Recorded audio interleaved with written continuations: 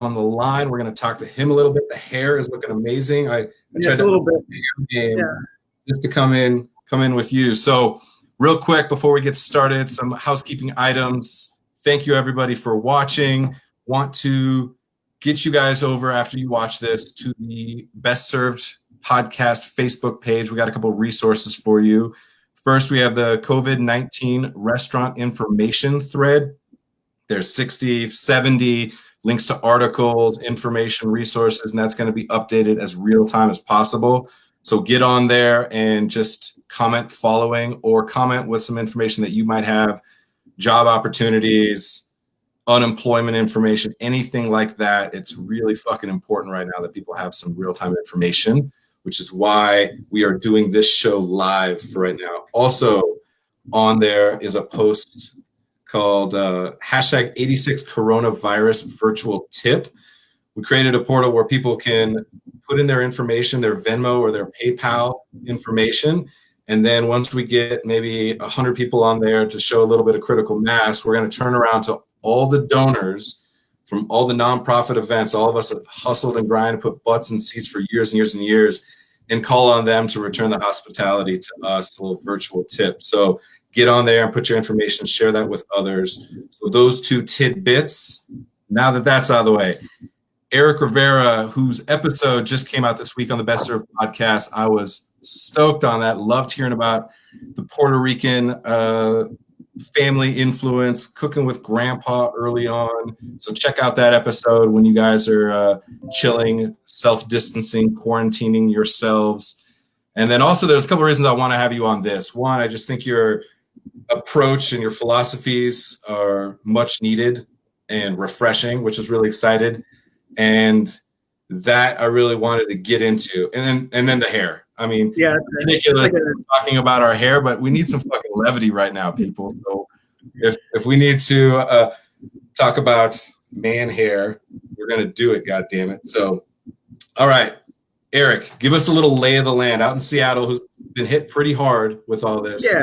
Take us back to when you realized shit was going down and you need to kind of figure out what was going to happen for you. Give us that first moment of reflection before we get into attack mode.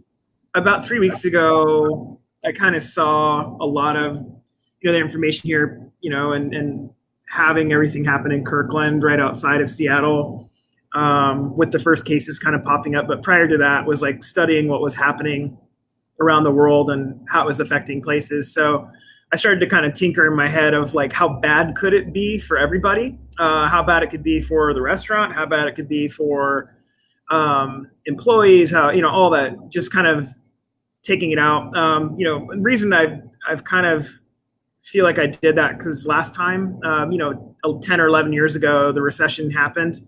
I had a business then that I had to close down. So I was kind of not wanting to wait for anybody to figure shit out for me, or wait for somebody to tell me something's going to be fine, or, the government's going to do this or that. So for me, it was very much like I need to stay ahead of the curve. So it started off about 3 weeks ago where I was like, okay, I know that this shit's going to get bad before anybody else can kind of tell me what we need to be doing. And since we have a very different restaurant model to begin with, it allowed us to kind of adapt quicker. So, we sell prepaid tickets to everything. It's not just one thing. We don't have just one price point that's $200 plus. We have things from $13 all the way to, $375 per person. So then for me, it's going like, how can I adjust that and figure out how we can at least drive revenue here? Because the last thing I want to do is lay off staff or close the restaurant down. And then this is about almost a week ago, they shut down everything here in Seattle. So, restaurants and walking in and dining in and all that kind of stuff. We were already, and when I say we, it's myself and Ingrid, we're already programming things that were not walk-in related, not in options. So, we had a bunch of stuff flagged, but it was kind of out of nowhere that it was like middle of the day, like 2 o'clock, 3 o'clock or something like that, where they had a press conference kind of saying like where and what and how everything was going to happen. So all we did was basically just flip the switch on and said, fuck it, everything's takeout. Every experience we have, with the exception of some of the strategy-based dinner games we have, 20-course tasting menus and chef's counter stuff. From the rest of everything else, it's all takeout. And then I started to key into what people would need and how they would want to do things. And so that's where the ideas started to kind of flow in more. So we have a couple channels now of how people can pick stuff up from us at different price points, and that kind of assess different needs for the city. So your model of pickup, it was already something that was kind of ingrained in what you guys are doing. What I was interested in was how I've been seeing you just grinding on social for sure, talking to people, hand-to-hand combat, just letting people know what's going on in real time, as everything needs to be real time right now. There's no evergreen content in this moment because everything's so fast. You're all over the city. You're creating different pickup areas. What does that mean from a practical standpoint? I started off, I've been doing pop-ups forever, so for me, it's not a hard idea to think about. I've never been held down to being like, oh yeah, I need to have a brick and mortar in order to feed people. I mean, starting this shit off in my apartment for 2 people at a time, and then doing pop-ups all around the city and coffee shops or whatever, private parties here and, bars or wherever there. And it's just kind of like, okay, cool. So if I need to get people food, how am I going to do that? On a very minimal level, it's taking my van, loading stuff up with cold food and dropping it off for whoever I need to. So we started a program called Addo for the People. It's $9 bowls. There's 3 different choices. And that when we first started, it was like kids were like $4, and then we had a pay it forward option. There's enough people that have paid forward now there's been over 1,000 bowls that have been paid forward now. Wow, 1,000 bowls. So hold on, let me circle around that real quick. 1,000 bowls that somebody has purchased for somebody else. Yeah, not just one person. It's been a whole bunch of our guests that have kind of like, hey, that's cool. Sure. We want to support in any way we can. How can we do that? We don't necessarily need the food ourselves from that, but give it to other people. So now how are you doing that practically? How are you managing that resource? Somebody is paying you and then giving you. Really easy. I mean, it's very easy. It's just like anything else. It's like any to-go order that you would get. It's like any ticket sale that you would get. It's just taking that and setting a line item for it and going like, this is just for that. This is just a resource for that. It's pretty simple. I mean, I would say it's more simple for us because we do have more than 100 different experiences. So this one's like its own thing, right? And so now it's just scaling that out. We have our first pickup for that on Saturday. We have ones that are popping up next week in Capitol Hill. We have other ones around the city that we're launching all the way through. And so it's very different. But it goes back to kind of my roots of like doing pop-ups, right? And kind of being scrappy and people have been saying a couple things that are not so nice about it. They're like, well, if you pop up in our side of the town, then you're going to take away business from our other little business. And I'm like, you know what, man, I'm just trying to feed people and I'll do whatever it takes. If my effort is seen as bad, then fuck you. Right. And that's pretty much what it comes down to, because I'm not trying to do anything. I'm literally trying to keep my staff employed. We have benefits to them that are launching on April 1st, and I'm not taking them away. I haven't had to lay off anybody, and we're still going. So if it takes that to do those things, then I'm cool with it, and we're still feeding people and donating food to people that need it, then great. How many staff do you have? So I have about 6 now. We're really small anyway. I mean, we've always been really small. We're not like typical restaurants that have like 10, 20, 30, 40, 50 people.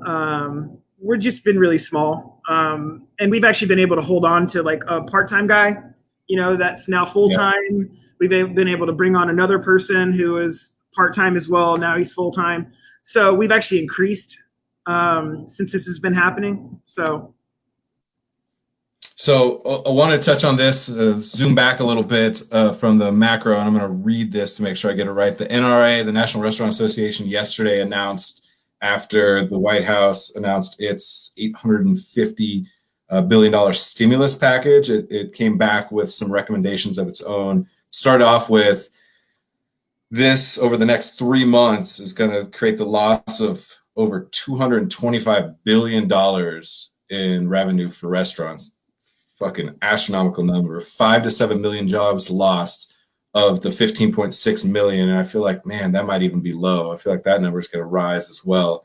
A couple of things that they recommended. Specifically, I'll just hit a couple points that might be relevant to the audience. $145 billion recovery fund, which I think is important, but I'm always a little leery of the recovery funds. Like, where does that money go? Yeah, where does it go to, and who does it go to? Because I feel like National Restaurant Association and how they kind of do stuff is not for the voice of a small business. A lot of their clients are hotels and large corporate style restaurants. Chain, fucking McDonald's, shit like that. It's not, I know it's not going to help like me immediately. So it's not, I don't have somebody banging down my door, sending me emails going, hey man, we did something for you. That's not happening. Understood. So a couple of the other ones, they're looking at $35 billion in block grants, a lot of deferment type stuff, federally backed insurance as well, loan programs, some of those. There's also $130 million in disaster relief fund. Again, that's kind of ambiguous. I'm not sure what that goes, but it's supposedly for unemployment. So $130 million for disaster relief of unemployment, which actually on the thread here, Anthony Baez, thanks for the comment. 6,400 people applied for unemployment yesterday. I'm not sure if that's a national number or even just in Colorado, but the unemployment stuff is super tricky. Again, go to that COVID-19 restaurant information thread. There's a couple places to look for how to navigate the unemployment right now because it's bonkers. Tax credits. I really was interested in this one. I'm going to try and deep dive into this specific line item.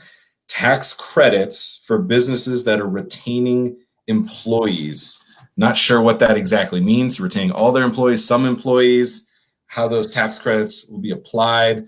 But I really like that side of the whole equation because that to me feels like an incentive to try and keep people on, as it's really hard as businesses kind of recoil and need to lay off people, figure out what the hell's going on, and then kind of attack. So I wanted to get a couple of your potential tactics that you might be doing. A lot of people are talking about go to your landlord. I think I saw somebody in Arkansas, a developer just said free rent for the next couple months. That kind of thing. They're going to vendors. They're looking to, try and curtail some of their costs. Anything that you've had to look into or activate? I've reached out to my purveyors because they've also been checking in with me because they know I'm actually doing business right now.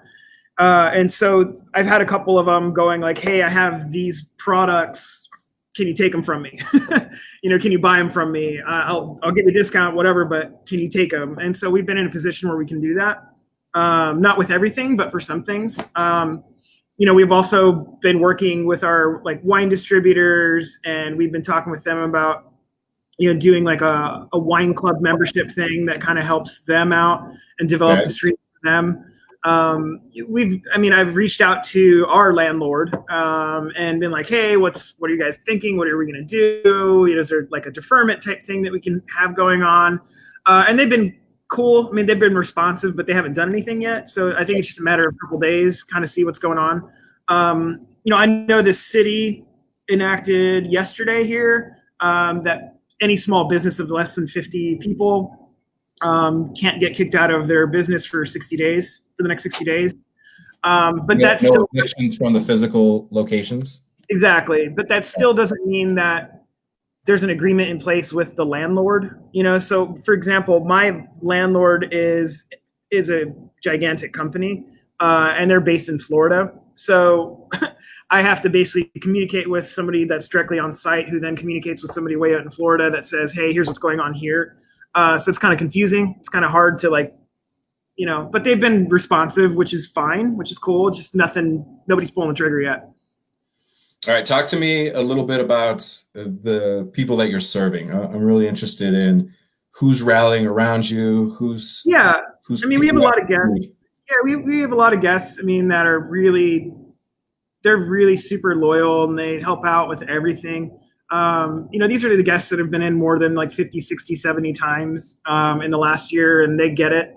And they understand that we don't have investors and we don't have, I don't come from like rich parents and all, I don't have this like crazy shit, you know what I mean? So they understand it, they get it. And so they've been really supportive of pretty much anything we're throwing up for sale they're buying, or figuring out how they can buy stuff or how they can help us support other people and our staff, and trying to figure out a way to like just fucking cook for people and make food, It's the most simple thing. And that's just kind of like what I'm trying to accomplish, is just to keep things going for us, keep things going for our staff, not put them in a shitty position where they're used to getting paid something and then on unemployment they'll get like $350 a week. I mean, that's not okay. And so we're just trying to figure it out. And like I'm loading events and experiences daily, just trying to figure out where people will get excited by it and they'll want to buy. And then we're doing all the rest of our stuff with like targeted data and analytics and demographics in order to help sell it, in order to get another point of view into it and see, what people need. I mean, pretty much, as far as what a restaurant is, we weren't that to begin with. And that may be good or bad in the eyes of whoever. I don't give a shit. Because really at the end of the day, like, we're keeping the doors open, we're keeping our employees moving, we're feeding people, we're figuring out different ways to be charitable, we're keeping the thing going. I'm not a big restaurant with 20 plus restaurants and 2,000 staff that's going, hey, we're going to close. And that's not a rallying cry for fucking anyone. So on our side, it's very different, because I see my employees right in front of my face all the time. And I can't look to them and go, hey guys, we had a meeting, and no, that's not okay. That's fucking not okay. And so I'm trying to hustle as hard as I can. Yeah. So I said this yesterday on kind of the first episode of this live broadcast, and I'm interested in kind of your take on it. You touched on a little bit.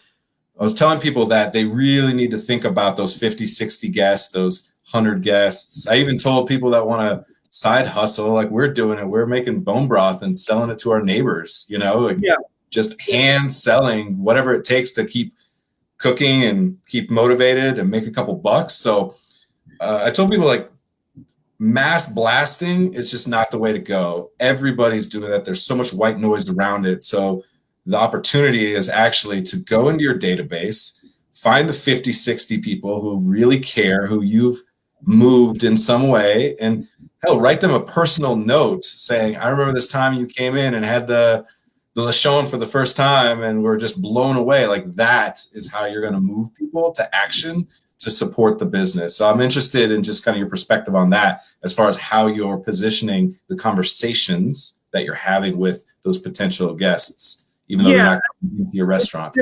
It's something that I've kind of done since day one, because I started off very small. And so we have a newsletter that has like over 2,000 people, and I send every week. So kind of sending a message through there is very different. And it's basically like me talking to them anyway. And I do that once a week, and I've always done it once a week. So I'm not having to find people. It's something we've always done. We're on social media. I get a lot of shit from other chefs about being on social media. Fuck them. Fuck them, because they're too old and they don't get it. And that's their fucking problem. You know what I mean? Do they say kids these days a lot? That's fine. And, they can fucking send a homing pigeon and find their guests. I don't give a shit. If people are listening and people are talking, you have to use communication. However you can communicate with people, that's all it is. And things change. I'm not going to sit there and take a rotary phone and try to call people. You know what I mean? Times have changed. When texting came out, people texted, and there's people going, I can't believe you're texting all the time, and all this other stuff. So it's very different. And if you're going to sit here and go, well, I don't know if I can communicate with people, or I can't figure this out, you're going to be you're done. You're done. It's all about communication. It's all about throwing your ego to the side and not making fun of people and going, they're on social media. Well, it's a different way to communicate. I can't go around to all of my guests and shake hands and play mayor. That it doesn't work like that. It doesn't work like that anymore. You can't open your doors and expect walk-in business to happen right now. It can't happen. So if you need to mobilize a message, guess how it's going to happen? Through social media. You can't go knock on somebody's door because then they're going to be like, why the fuck are you knocking on my door? You're going to have to figure it out. And if you can't figure out how to communicate in these ways or that way, or a podcast or a live stream or something else, I mean, it's what every other business does anyway. I don't know why chefs in restaurants hold on to that shit so hard. Because you look at Amazon and they're fucking all at home chilling and they're still communicating. They're going on Zoom meetings. They're doing all this stuff. But it's like chefs, for some reason, a lot of them that are older or just want to stick into being like, oh, I'm going to do my talking on a plate. They don't have shit to say now. Fucking A, man. Fired up.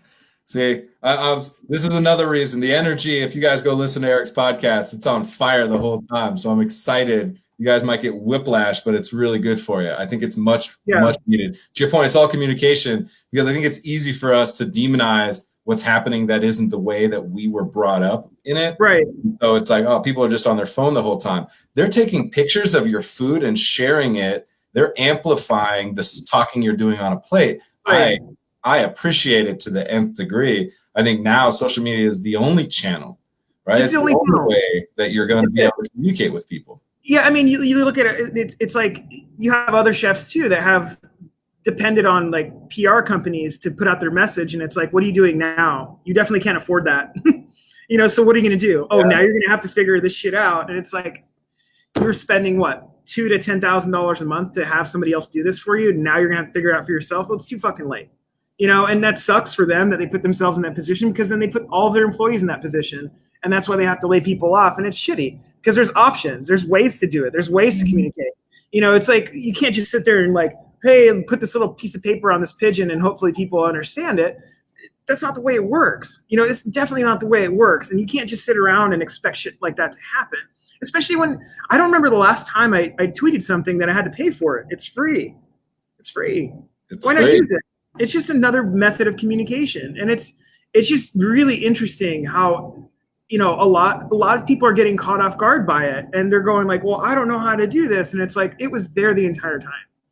If you figured out a way to become a chef from nothing to then have your own restaurant, that's a pretty hard thing to do. But you're telling me that you don't understand how to do a Twitter account? That sounds a lot easier than fucking figuring out how to cook. Yeah, but it's basically like an alien language for sure. And the reality is like either you're going to do it or you're not going to do it. That is totally your prerogative. However, now we're seeing how important that channel of communication is. And all we are as a restaurant is a tool for communicating something, our love and passion for food, for service, for hospitality. And now you don't have a chance to touch the table. You can't be the mayor of your restaurant anymore. To your point, you have to communicate with people externally. And now we're being put to the test of that, and we'll see who actually comes out of it. I'm very big on, I mentioned the hand-to-hand. Now is a time for sure to reach out to community, but we've been doing too much sell, especially on social media. Everything I see so often is transactional. I'm like, just everybody is trying to get somebody into their funnel versus bringing value to their community. And so now I think it's the same thing. Ask.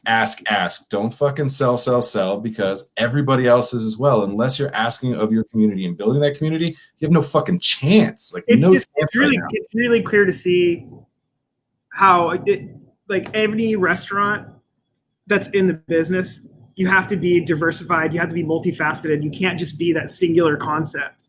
It's crazy to have the amount of ego in your system that says, I can only do this way, and this is the best way that it needs to be. But then when shit like this is happening, people are going like, well, if that's what the guests want, let's give it to them. You know what I mean? And it's like, it's not about you or your restaurant or your skill set or the dishes you're making. It's those guests want it maybe for some comfort. Maybe they just want it right now that you made. Maybe they just like remembering a time. And they realize it's not going to be perfect. I've had guests that have taken food from here over the last week, get online, they post a picture of it, and it's them plating it. You know what I mean? Like, that's a weird thing. And to see it, and I look at it and I'm like, oh, okay. You got to get over it. I mean, they bought it, they liked it, they say, man, this is fucking amazing. really appreciate you guys doing it. And then that's all you take from it. You know, I'm not going to expect somebody to go home and tell me like, please give me your honest, lengthy 1,000 word review about the food I just gave you. You know what I mean? Yep. It's like, I'm fucking open. So let's just kind of kick that off to the side. Let's not get into like Yelp review status of going like, well, Eric, it could have been this.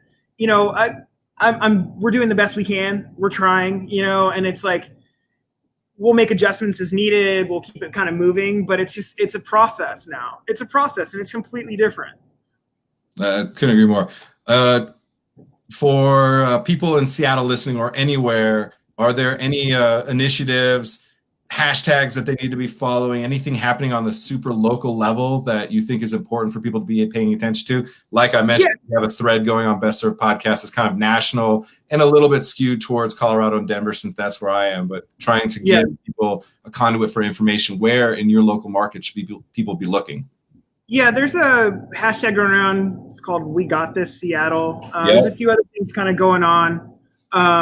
You know, in the city, there's a couple groups that are putting some stuff together for like Seattle Restaurant Alliance, that kind of thing. There's a few different ones. I think what's starting to happen, though, there's a problem with it.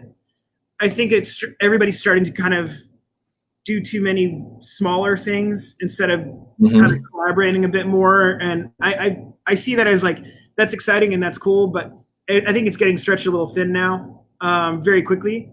So it's not. I mean, I don't have anything that I'm working on with anyone at the moment, other than like my restaurant stuff, because it seems very tough to be going on the outside and talking to people right now, other than kind of managing like triage style here. It's kind of like, okay, yeah, we're open, you know, and that's hard enough right now. So I've seen a couple of things. It's hard for me to like get into it. Yeah, I hear that for sure. I think the collaborative part is a challenge, especially when restaurants are just clamoring, you know, and understandably so. You're like, what the fuck do we do now? I think it's obviously a real question that people are trying to navigate, and hopefully it normalizes pretty quickly. I think we'll talk a little bit more throughout this series about, logistics and supply chain, things like that. I know there's been hiccups there as well. So, all right, it's good stuff. Give us a couple things that maybe are on your playlist. Everybody has a little extra time on their hands. Sounds like you don't have any extra time on your hands because you're fucking grinding, man, and I love it. Yeah, it feels very different. I mean, I think one of the biggest things too, it's the time of things change. You know, I'm used to being in the restaurant till like 11 with service going on, and our stuff is done at like 7 now because people are picking up. It's very interesting. You have like banker hours, man. Yeah, it feels that way. And then I woke up at like 6 a.m. this morning without thinking about it. And I'm like, well, gotta go to work now. You know, it's a very opposite shift. So for me, it's very different. But yeah, as far as music is concerned, I mean, it's reggaeton. You know, that's like the new Bad Bunny album is dope. J Balvin has a new album coming out today. It's just been a steady stream of that for me. It's like kind of upbeat and fun music, and that's kind of what I like to listen to anyway.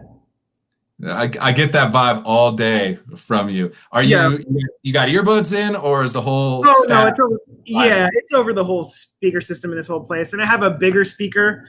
It's like a club speaker, and if I need to do that and turn that fucker on, it's on. It's great.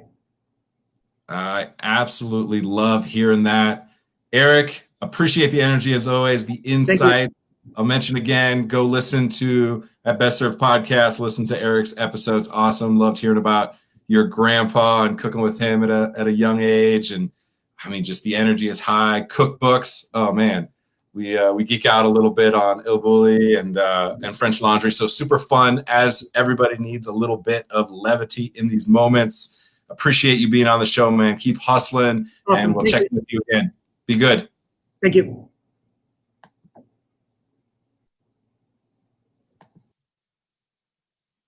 All right. That dude's energy, super high. Appreciate everybody watching. Keep engaging. This show is going to be on daily at 10 a.m. Mountain Standard Time. That's noon on the East Coast, 9 a.m. on the West Coast. I'm not sure if I'm pointing in the right direction. but that's what's happening. And I appreciate everybody engaging. I am realizing that I need this for myself to communicate to people as much as I feel like this will bring some value and allow people a little bit of moments of some levity, get some things added to their playlist, as well as just what the fuck is going on right now. So I appreciate you guys, and I will see you again tomorrow morning. Appreciate you. Cheers.